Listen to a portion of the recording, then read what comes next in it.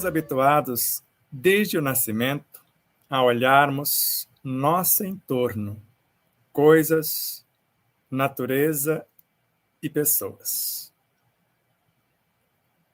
Se fosse pautada nesse item que estamos estudando, a vida é o espelho da alma, e com esse olhar moral e espiritual, já poderia ser nobre essa observação, mas não é assim que nos portamos.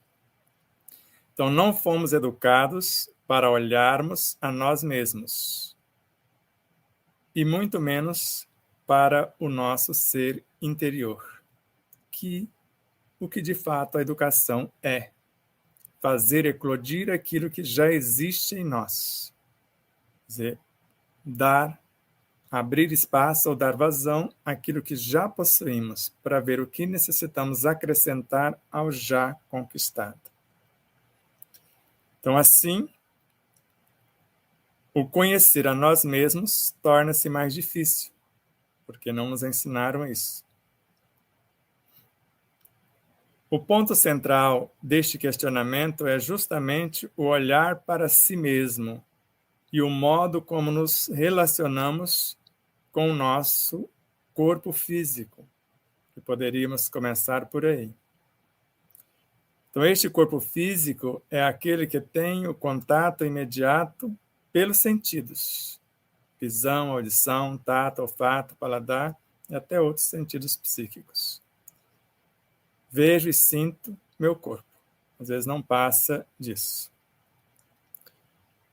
Então, quando ele está dolorido ou enfermo, tem mal-estar pelas sensações. Tenho necessidade de sentir esse corpo como estava anteriormente, sadio, harmônico. Independentemente das causas que provocaram a dor, peço em oração a Deus pela melhora e também procuro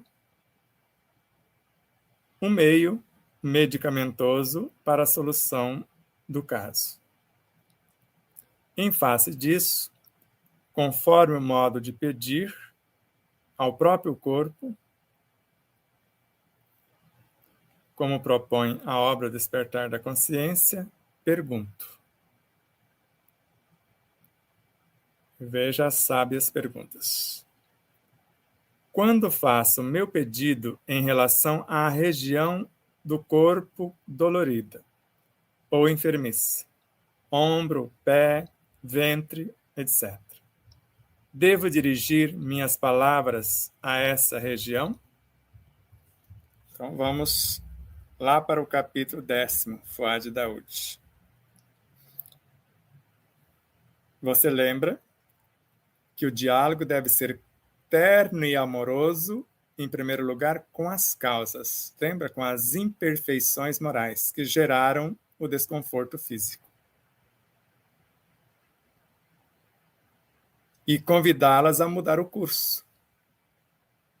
De doença para saúde, por exemplo. De tristeza para alegria, de desespero para a esperança. E a sequência com Joana de Ângeles foi exatamente essa. Agora,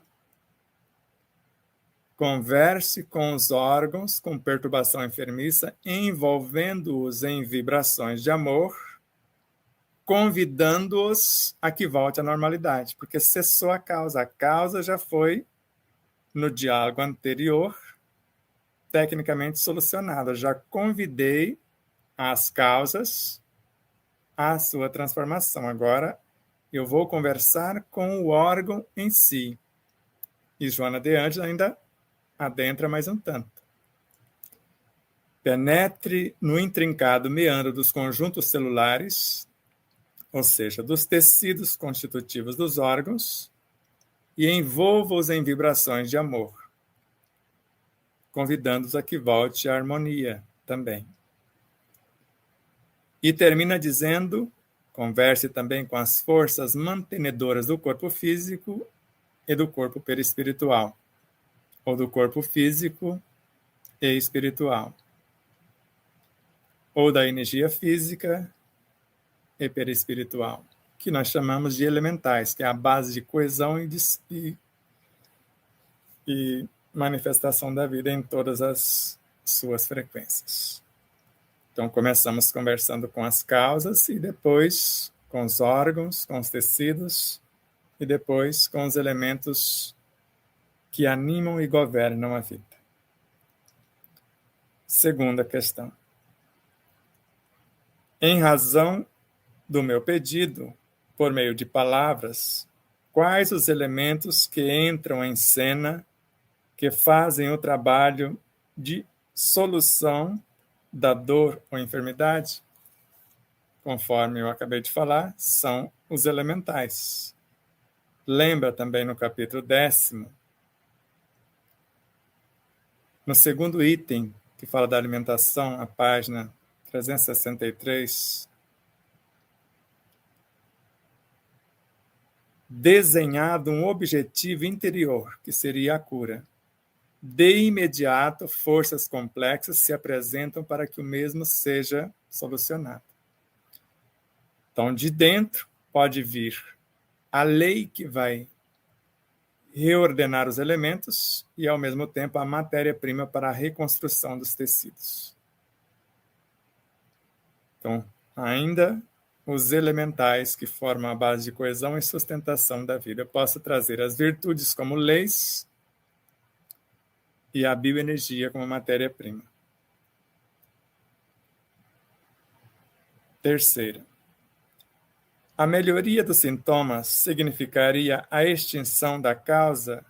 Não. A transformação da causa haveria a mudança definitiva dos sintomas, mas eu posso aliviar os sintomas sem mudar as causas. Quando eu peço na oração apenas o alívio dos sintomas, eu não quero nada com mudança. Então melhora por algum instante, quando alguém faz uma oração por mim, ou quando eu peço em oração a assistência, ou quando alguém me aplica a bioenergia ou algo parecido. Mas quando eu me coloco como copartícipe da minha própria cura, agora sim eu desejo a solução das causas e a correção dos efeitos, porque cessando a causa, a correção é um mecanismo natural. Porque só de pararmos de perturbar o corpo, ele sara sozinho, conforme André Luiz na obra Mecanismo da Mediunidade. Quarta e última. A solução do problema independe do indivíduo ser bom ou mal moralmente, tendo em vista que Deus é bondade e sempre está agindo para o bem? Aí, Lei de Amor, Livro dos Espíritos, é a pergunta 233. Ou melhor, Lei de Amor, na nossa obra, página 233. Deus é amor, Fuad, mas é justiça também. Então, independe da moral do indivíduo? Às vezes, sim. Mas a situação está acontecendo exatamente para que ele cresça ou que ele mude moralmente. Mas dependendo do seu estágio intelectual e moral, Deus não quer a morte do pecador. Ele quer que ele corrija-se. Por isso, é melhor ele receber a cura diante de uma situação se ele ainda não mudou moralmente, ficaram tanto mais no cenário ou no proscênio terrestre, do que partir sem concluir a tarefa. Então, muitas vezes, ou na maioria das vezes, a suprema sabedoria sim o age. Tanto que no Evangelho segundo o Espiritismo ficou claro, em situação X, se fosse um homem de bem, teria morrido. Ou seja, se fosse alguém que já concluiu a tarefa, teria desencarnado. Mas como é alguém que não concluiu a sua tarefa, recebe mais uma moratória, se tiver boa vontade, pelo menos, predisposição para a mudança, para a corrigenda, mas se não tiver a predisposição para as mudanças, essa boa vontade, se a pessoa só está se complicando a cada passo, por misericórdia, ela é retirada do cenário ao invés de receber a cura física. Tudo posso, mas nem tudo me convém.